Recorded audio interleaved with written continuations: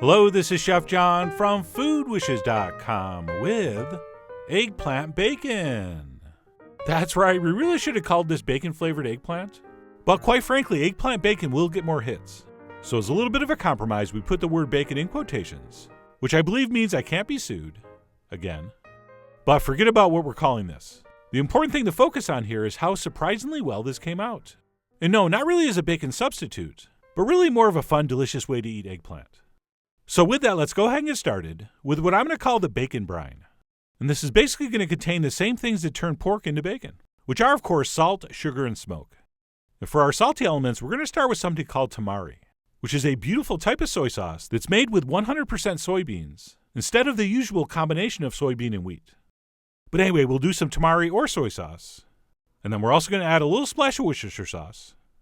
And that's pretty much going to take care of our salty, which brings us to our sweet. And as far as the sugar goes in this, we're going to go with some maple syrup. And normally at this point I would tell you to use grade B, but apparently that's not a thing anymore. Now it's called something like grade A robust. But either way, we'll go ahead and add some maple syrup before seasoning this up with a very generous amount of freshly ground black pepper. We'll also sneak in a little pinch of garlic powder, as well as a nice big spoon of smoked paprika. And then for a little bit of heat, which is always neat, we'll add a pinch of cayenne. And we'll take a whisk and go ahead and give that a mix. And then what we're going to do next is introduce a couple tablespoons of olive oil, but we want it to sort of emulsify in, which means we want to kind of drizzle it in slowly while whisking. And to make that easier, what we sometimes do is make a little ring out of our towel. And what that does is help keep that bowl stable so we can whisk with one hand while drizzling our olive oil in with the other, and we don't have to worry about that bowl moving around too much. So we'll go ahead and whisk in a couple tablespoons of oil as shown. And then last but not least, one optional ingredient, a little bit of liquid smoke if you want. So I am going to dump in a little bit, because I do think it makes it taste more like bacon. But be very careful, that stuff can be overpowering.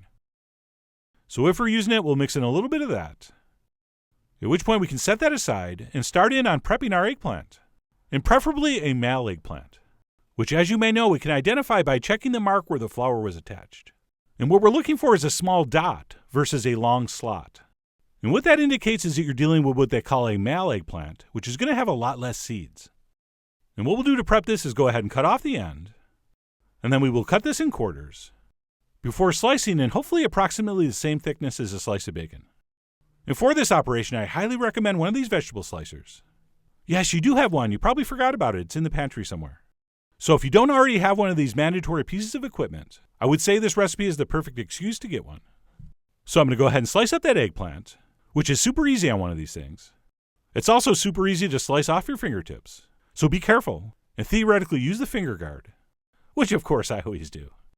And then all we have to do once our eggplant is sliced is simply dip it into our mixture, making sure it's thoroughly coated, and then maybe wiping off a little bit of the excess before transferring it onto a parchment paper lined baking sheet.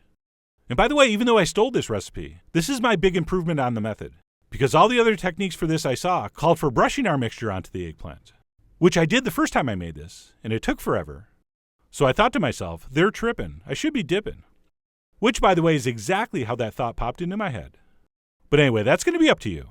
You are, after all, the Swiss beats of your faux meats.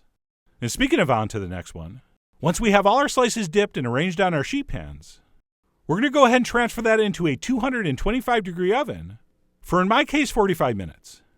Which, according to most online recipes, should be enough time for this to be done and crispy, but it's not. After 45 minutes, they were still very soft. So what I decided to do, because I still had a little bit of our bacon brine in a bowl, was give those a little extra brushing. And then I went ahead and put those back in the oven, but this time at 250. Mostly because I was getting impatient. Which, by the way, is probably how I'll start them next time. And we'll continue at 250 until the eggplant is crisp and very bacon-like. And I would say that it's not a bad idea that at some point during the cooking time, you pull these out and flip them over. And above and beyond that, once you get towards the end of the cooking, be careful, because some are going to finish before others. See, I think this one was a little thinner than the other slices. And even though the other ones were still a little bit soft, this one seemed crispy and ready to enjoy. So that's what I did. And how was it? Actually, I'd rather not say. We're not to the official tasting yet. So I popped those back in until those pieces got nice and crisp and looked something like this. Check it out. I'm always blown away by how similar this smells and looks to bacon. So I think this stuff more than passes the nose and eye test. But what about the taste? Well, that's where we have to talk about your expectations. If you take a bite of this and think of it as a replacement for bacon, you'll probably be a little disappointed. Since it's a vegetable and not pork, it clearly will not taste exactly like bacon.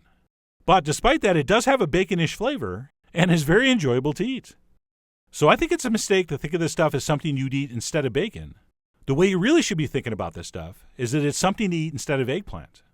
But of course, since we are calling it bacon, even though it's in quotations, I needed to test it with some eggs. And I'm very happy to report it worked quite nicely. I mean, since I'm not allowed to eat bread anymore, I usually dip my bacon into the eggs. And this worked out almost as nicely. Except it wasn't bacon. Which, as we just discussed, is fine. Remember, we're not trying to replace bacon with eggplant bacon. We're trying to replace eggplant with eggplant bacon. Okay? Oh, and in case you're wondering how this would be used on a BLT, well, I actually tried that with an earlier batch, and it was shockingly good. So I really do hope you give this a try soon. Head over to foodwishes.com for all the ingredient amounts and more info as usual. And as always, enjoy.